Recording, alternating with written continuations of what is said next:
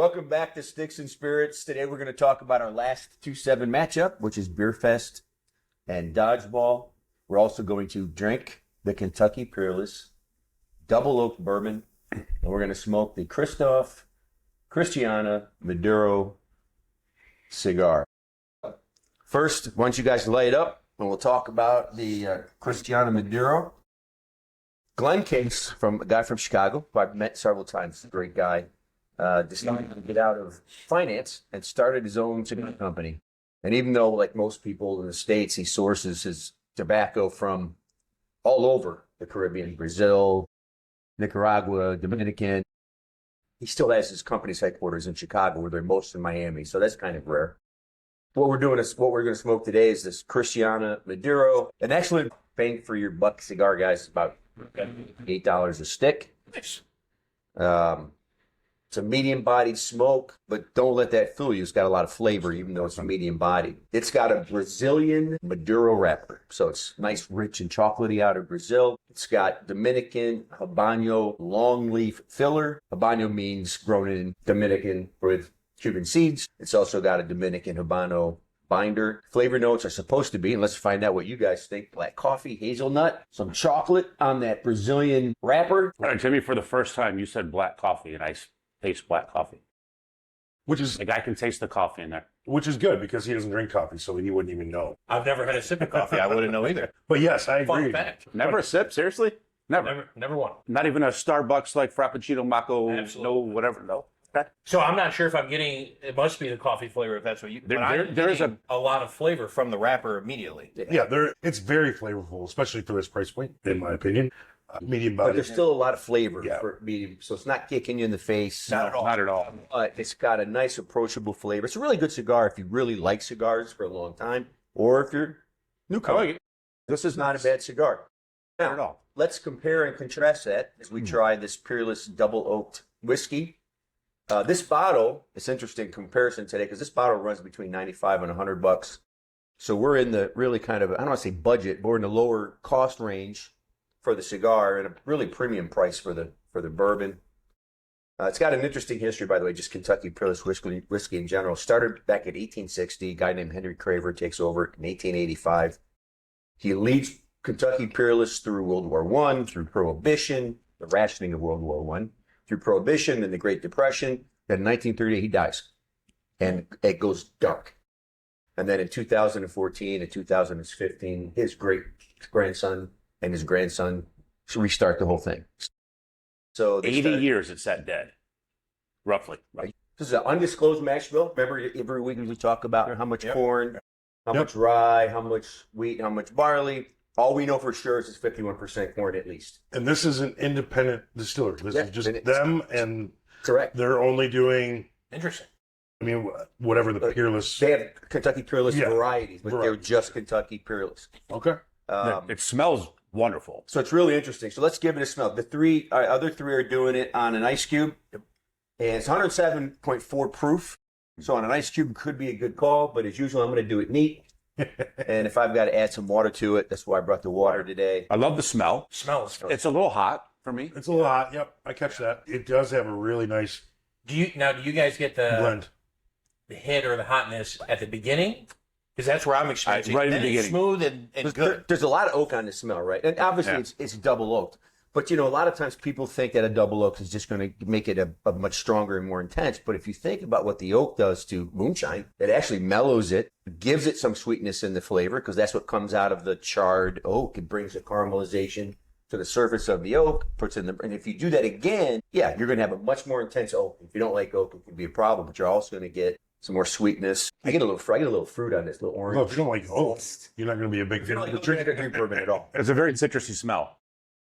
Definitely hot in the beginning. I get some real honey off the beginning, and then I'm getting some burn. Yeah, I mean, I think I'm the opposite. I'm getting the burn right at the initial hit. Instant. Then it's okay. There's the flavor. I'm gonna put a couple drops of water in here to open it up. I held it on my tongue for a little bit longer. Typically, I do that with any new bourbons. Sure. Between Tim and Oz, they kind of threw me in that little tidbit, but I kind of get more of the flavor. But I didn't get as much burn after doing that, so I'm not getting the same burn as maybe you guys did.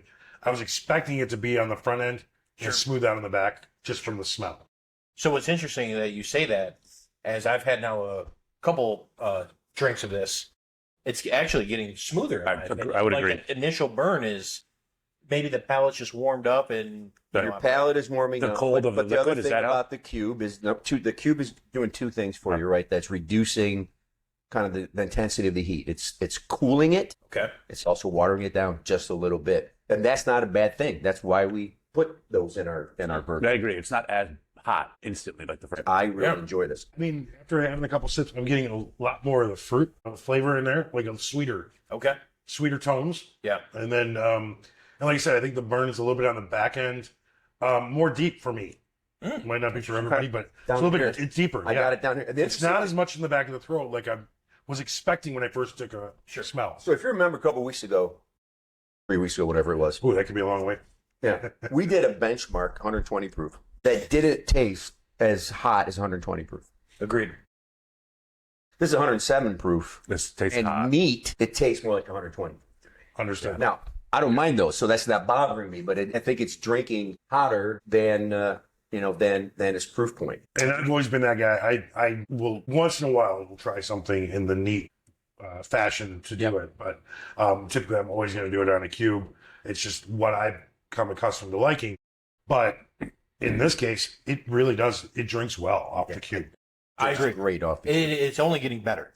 I think it's going to get even better as the cube goes down. Personally, I think it'll take a little bit of heat We'll down. come back to what it's like in the pairing, because we got a powerful bourbon and kind of a medium body cigar, which could be interesting. We'll get back to what that feels like when you've had a little bit more. But let's get into the movies this week. Good. We got the Good choices this week. We got the number 2 seed Dodgeball and the number 7 seed Beerfest. Now, almost everyone who's watching this has seen or is at least aware of Dodgeball and Beerfest by the Broken Lizard guys. Correct. Yeah. Flies a little bit under the radar, probably.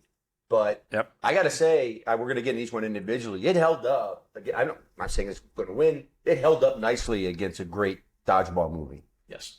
And you've seen Dodgeball before. I have seen Dodgeball. But you've not seen Beerfest. First time seeing Beerfest. Same here. I've seen Dodgeball, never seen Beerfest until this one. Wow. Well, let's start with Beerfest then, because you guys haven't seen it before, and it's always fun. You guys go. What do you think? All right, so I think I'm the underdog here, but we're going to find out. I was bored.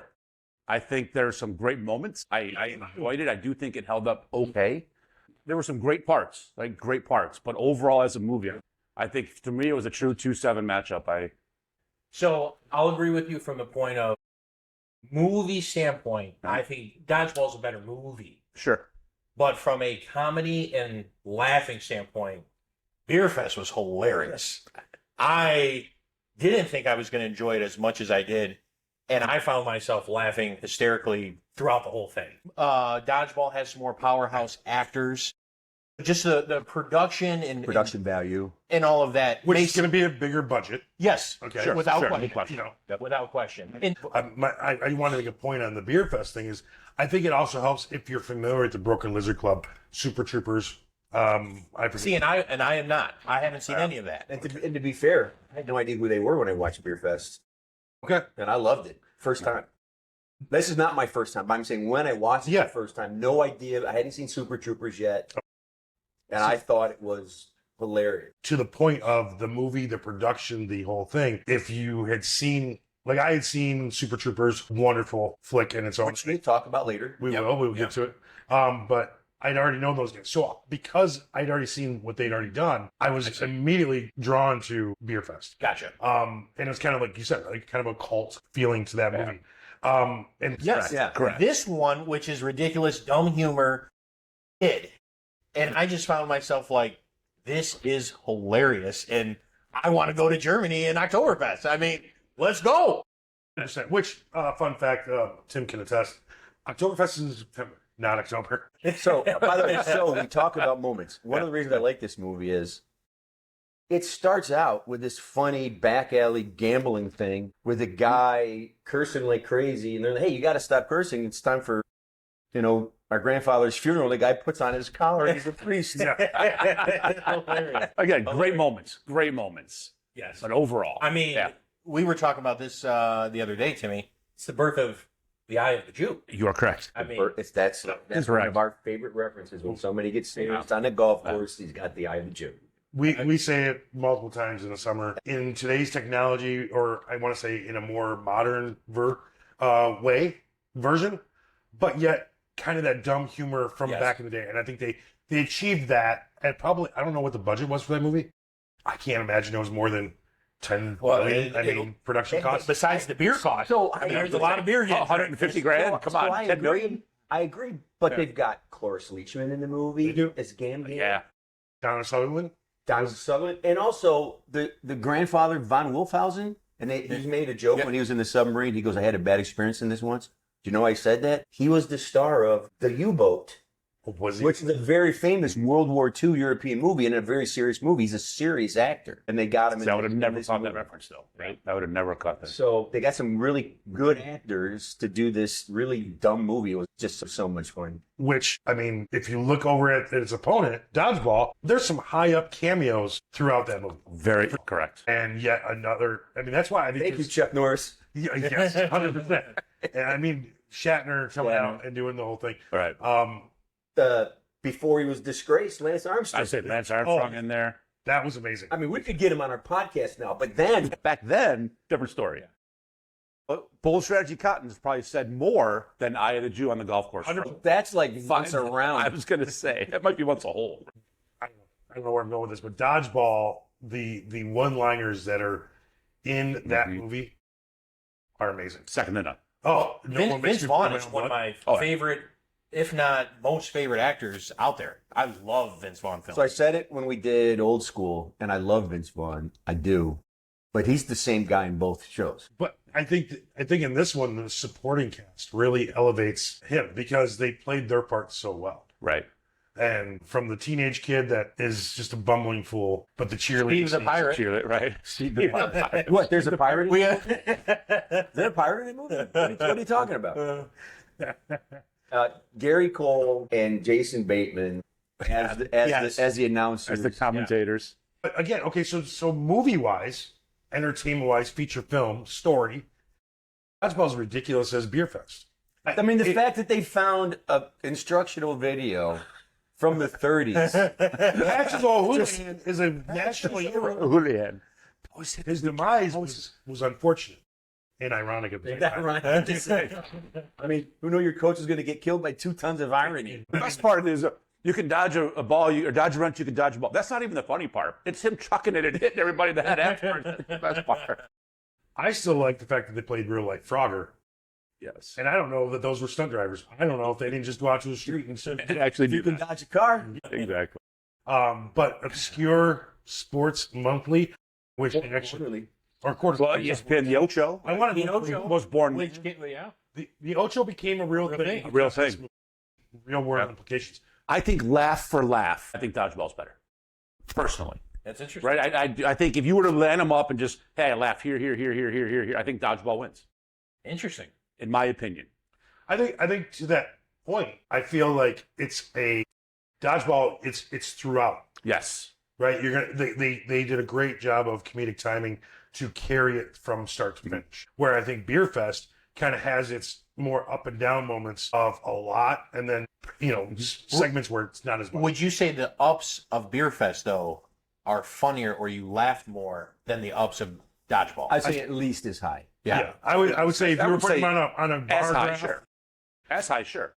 Again, funny moments, hysterical. So Dodgeball's got, everyone knows this. It's got Stiller, it's got Vince Vaughn. What I learned watching Dodgeball with you guys is Ben Stiller is married to Christine Taylor, who's yes, yeah, and that actually made the film and their scenes together a little bit funnier to me as when she slaps him. And one of my favorite under the radar scenes or lines is when he goes in the hotel and White's sitting there, he's going to try to buy it out.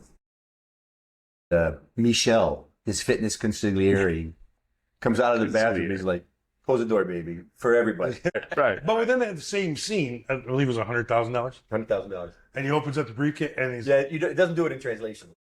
it's just too stacked. And so I do feel like the entire storyline of Dodgeball just flows. It's ridiculous, but it's great. And one of my favorite parts is round 2 or 3 of the actual tournament where, and I can't remember, I'm not good with names and character names, but the kind of the guy with the wears glasses, wife. When he gets angry. Oh, yeah. He's the last guy left, and they got to win. They got to win, shot right. is over. Yes. And you're crazy son of a man. I love the earlier foreshadowing to that when he goes, you're horrible. Yes, sir, I am. You got to get angry. He said, I'm not very angry. And he hits him in the nuts. Yes. You angry now? And speaking of Patsy the Houlihan, the best line to me is, he's throwing the wrenches. Is that necessary? Necessary? Is it necessary that I drink my own urine? No, but it's sterile and I like the taste.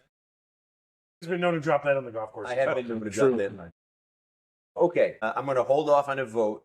Let's go back to the bourbon and cigars. You've been smoking it, drinking it for a while. Your cubes are a little bit smaller. I'm liking it the colder it gets.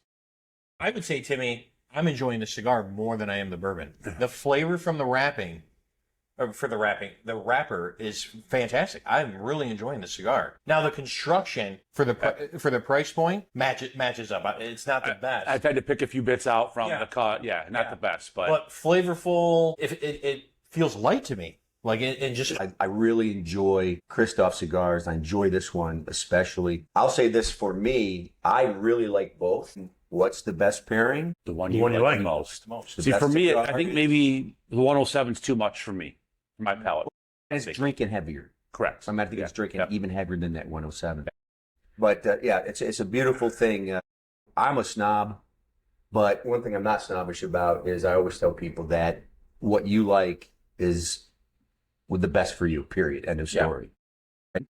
I also think this would hold up really well in a Manhattan or a old fashioned. Oh, I would agree with that. think so. I would agree with that. Absolutely. Yeah, I would agree with that one. But is that really how you want to drink a bottle at that price point? No. Oh, okay, but I forgot about this earlier. So double oak is so finished bourbons are something that's become in the last 10 years something more popular. Finished on a rum barrel, finished on a tequila barrel, finished on a sherry cask barrel. Double oaked is actually a finished. It's just finished on another barrel of similar kinds. But the two double oaked really comparisons would be Woodford Reserve double oaked, which is about $50 to $55. Old Fort 1910, which is about $60 to $65. And I really enjoy this. And I think it can hold up to a cocktail. But if I'm going to make a cocktail, I'm probably going to use a Woodford double oak 100%. or an Old Fort. Yeah, the price point 1910. isn't cocktail worthy, right? Worthy, yes, but do you really want to do it? Yeah, maybe that's what you say. That's what Correct. you meant. And I'm going to ask a question here, and I'm hoping it will help the viewers that do watch this. When you talk about a finishing barrel, because we talked about in the very first one what makes a barrel or what makes a bourbon and a virgin barrel and this and that. But now you're talking about finishing barrels. So do they remove it from the original barrel and they put it into another barrel to finish the flavor? And that doesn't. That's correct. If it's virgin American oak barrel, that's what makes it a bourbon, along with the other rules we talked about before. But they take it out of that barrel and they put it into a barrel where another bourbon was made. They put it in a barrel where sherry was made, and that doesn't not make it a bourbon anymore because it was created in that Aged in the original. Originally is in a barrel that's never been used for anything else. Okay. Is that where you get more of the flavored bourbons? Is because after they've done the original aging, they can put it into something else, which creates more of that flavor that they're looking for, that profile. Yeah, that's exactly right. I appreciate it. I wanted to ask because, hey, it's great. Sure. I want to know. Well, It's an educational. shall we vote? All right, let's do it. So we have 3 people not here. So I will start. I think this is a true 2-7 matchup, and I think the 2 clobbers the 7. This is a 20-point victory. Wow, in my opinion, for dodgeball. There it is. Thank you. I was waiting for him to actually say the name. I just For want to make sure. for dodgeball. Okay. Yep. So as I said, this has been the closest matchup for me. Love Vince Vaughn films, one of my favorite actors. I've said all that. I'm going with the upset. Beerfest. I laughed more, thought it was funnier. Again, movie-wise, Dodgeball is better. I'm voting with the upset Beerfest. I love that movie, and I would have no issues watching that again. And now, also very excited to see the other films that these guys are in, like Super Troopers, because I know what I'm getting now. You think you know what You you think you know. You So think. when we were doing these pairings, these are 2 of my favorite comedies. Mhm. But when you're doing the pairings, I thought they were seated correctly Okay. for just kind of the overall value. I'm going Beerfest.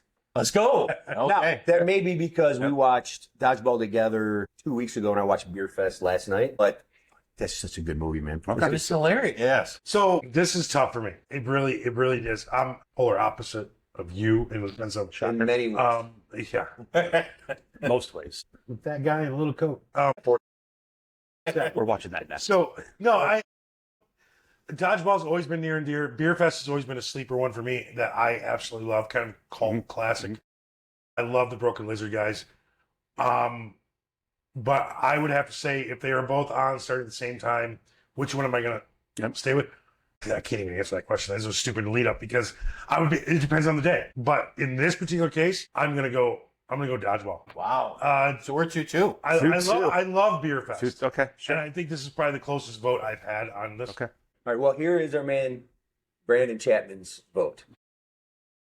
This pairing is an interesting one because I find both movies funnier in their own way.